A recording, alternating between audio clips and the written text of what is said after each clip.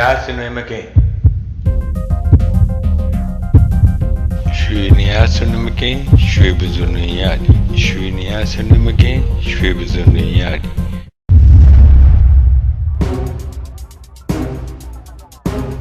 The burger sandwich Tanshin Lasaswa Season Tabi Market Sanji Miare Yashi Namari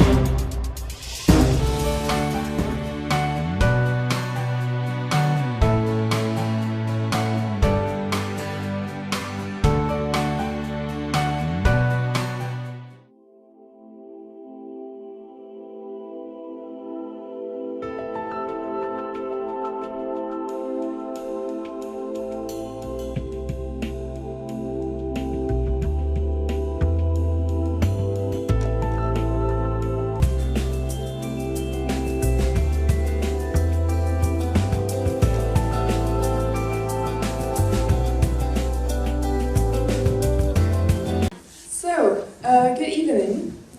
We have the director We Ra Aung here of the film that we're about to show. And it's a very wonderful film. Maybe you could introduce it just a little bit without spoiling it to everyone? Yeah.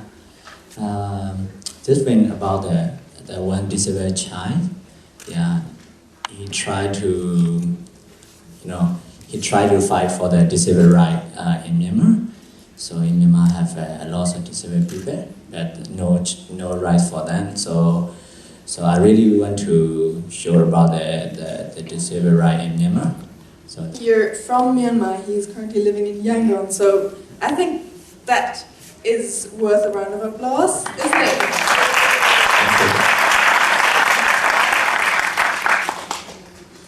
So tell me, we've already heard a little bit about your biography, that you've been making films for quite a couple of years right now. Could you tell us how you, in your own words, how you got into it and what inspired you to get into filmmaking? So, are we okay? Okay, great. So, when you think of the documentaries that you might still want to film, what are the issues that are in your mind that really interest you and that you think people have to know about? Yeah, for Myanmar, I always want to, make the social issue because it's very important for our country. It's like the disabled right and farmer right and human right issue is really important for us. So for me, I really want to, shoot about the social issue. Yeah. And how about the distribution of your films? I believe your films have been in international film festivals. Now you're in Los Angeles, which is wonderful. I think have they also been in European film festivals or in other film festivals? And first part of the question. Second part of the question, how about screenings in Myanmar and potentially also screenings on TV in Myanmar? So we don't want to screen on the TV channel. Also, they don't want to screen on their channel. So we just sent to the International Film Festival for screening, and that's all. Okay, great. And do you have any questions from the audience? Do you have any questions? Raise your hands or just shout out. I just wanted to ask, because I'm not Myanmar, but I'm very interested in some of the issues. Actually, they seem to be many of the same issues that we face in many different parts of the world, we're human beings after all.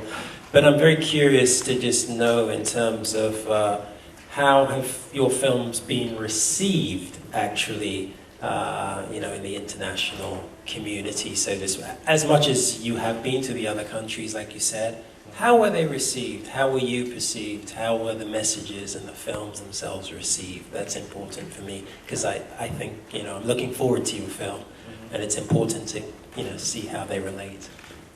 Firstly, when I was to shoot this film, I think about the awareness to the society, not only for the Burmese, for the international audience and people. So when I screen at another country, they really like, they really want to, want to know about Burmese, what really happened in Burmese. So after that, they asked me a lot of questions about Burmese, and then they try to sketch on the internet what really happened in Burmese. So yeah, and for my film, the good example in Japan. When I screened in Japan, after that, one of the Japan organization, they really want to donate for this school. So after that, they try to call this school, and then they donate. And this is really good. So for me, for a filmmaker, thank you. Created 1 million, 2 million disabled or specially needs children out of 52 million population.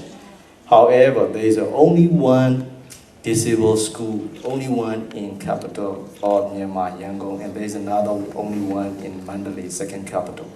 Out of 2 million, there is only one disabled or specially needs school in the whole country, and 30 people.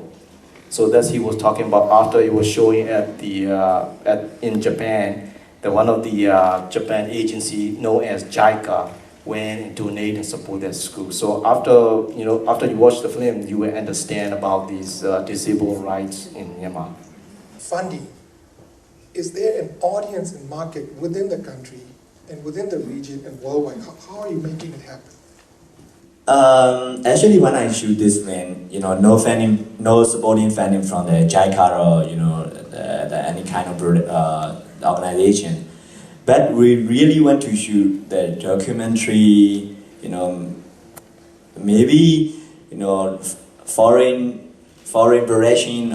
So these two, only the film festival able to show these independent film, documentary filmmakers. But it's work in progress. Yeah, working. But we don't know when, but it will take up time. Yeah. Thank you.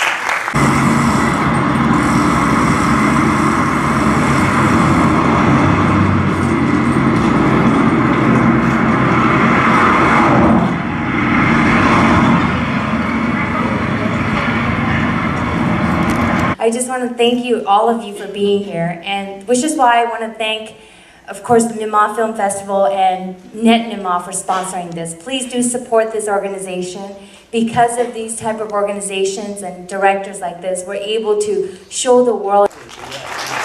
Oh yeah, and also, of course, I got overwhelmed and emotional that. Can we please have another round of applause for our Director We Ra Aung. Coming up next, before we go into another documentary, I would like to invite our director, Yasmin, again on stage for the interview, Q&A session again. And also we would like to invite our director, Vincent Giordano, for our Born Warriors film documentary. Thank you. All right, so welcome. Thank you. To the Myanmar Film Festival, and I believe you've come here from New York, is that right? Yes. Beautiful.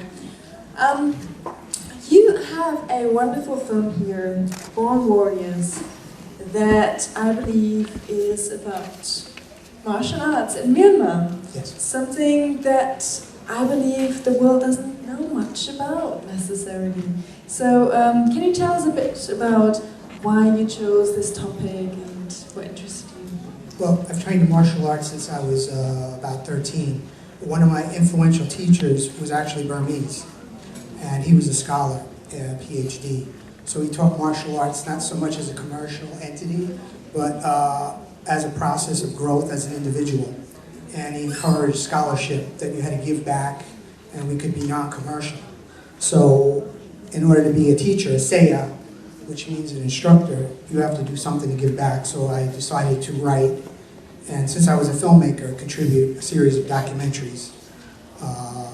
But it was very difficult because the time I entered Myanmar, about 1999 and 2000, it was a military dictatorship. So having a camera was, show it. In part one of the documentary, this part is focused on the years before the country opens. Then we come back for the second part and we see what happens when it opens, So what I decided to do as a filmmaker was just strip myself down. You know, I was used to making big things with a crew and expensive cameras, so I decided it was just going to be... But what is interesting to me is that you had a teacher here in the US who was Burmese, and he taught you Burmese martial arts. Can you talk a bit about how Burmese martial arts are different from, let's say, for example, Thai boxing, which is rather prominent? Yeah. My teacher, Dr. G, was, his father was the head of physical education right after World War II. So he came to America in 1959, and he started teaching in 1960. And he developed the core groups through the university, Ohio University. So Muay Thai is a Western-influenced art. It's the melding of Western influence, a ring, a rule, a glove, and indigenous martial art. And Letway remains the last of the bare-knuckle arts in Southeast Asia. It remains a traditional Myanmar martial art. So that's what makes it important. May I know, by show of hands, who here in the audience has practiced Myanmar martial arts? Oh, I see one. He knows. And who is... Myanmar Lewe, yes. So, and who is very informed about Myanmar Lewe? Oui. Who knows a lot about it? Me and Vincent, we talk about it a little bit. But hopefully we're gonna have some, sit-down dinner and sometime next week before you go back to New York. Hopefully we can bring Burmese Lewe, Myanmar Lewe to United States. No? Hopefully we can do that. Great. Thank you very much. Thank you.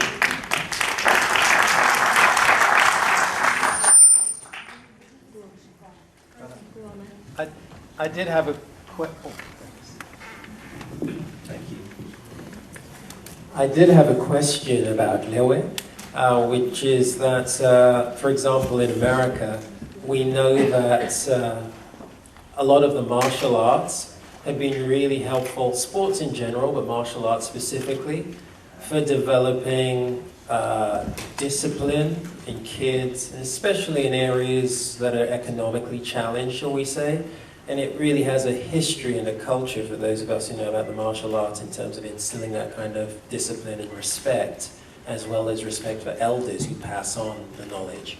I'm wondering, today in Myanmar, what was your finding in terms of, is there still space, especially within the current regime that you spoke of, for that discipline, that elder and historic passing on of knowledge? And did you find that was it similar in that way, or was that suppressed, was that cut off because of the situation? That's a good question. I felt it was cut off, but in small pockets. You see here, these kids were very disciplined, they were excellent fighters, and they were very kind, and they were very, very very well schooled, very poor kids. You have a problem, in Southeast Asia that the kids come from poverty, and a lot of people make reports. Most of the documentaries focus on the kids and they're exploited because we see it as American as exploited. But this is an opportunity. I grew up, I came up in Thailand in Muay Thai, and I've seen kids in that camp go on to be world champions and create a lifestyle for themselves. So I see it totally differently because I lived inside. A documentary filmmaker sometimes goes outside and he's got an agenda. He's not open to what's happening. So these kids are going to have an opportunity, if they become champion now, to buy a house for their mother, to buy a car, and some of them are going to fall away and not make it, but they're going to go back to whatever lifestyle they had. But they have an opportunity to do that, and that's the most important thing. And now with Letway opening up in the second part of the documentary, you'll see the country opens, and now the opportunities are big. Like, they might come to America to fight. This might be amazing for them. Did more schools evolve? Do more people go and see or do Letway? Yes, the spurt was amazing. This time, I had a hard time finding the schools. Now there was 9 in Yangon that I was able to go to. And then some of them are financed by businessmen. So they're sponsorship now. And the tournament was the last one was televised in Singapore live. And you'll see that in part 2, they have that. And we'll see that. So when we're looking at this part 1, you're going to be looking at prior to 2007. Just so you know. Not reflective of right now. So you get a glimpse of before, which most people don't see. Beautiful. Do we have any more questions from the audience? Is there anything you'd like to know? I think documentary will give it to me. So, Thank you very much. all right. Thank you so much. Thanks so much.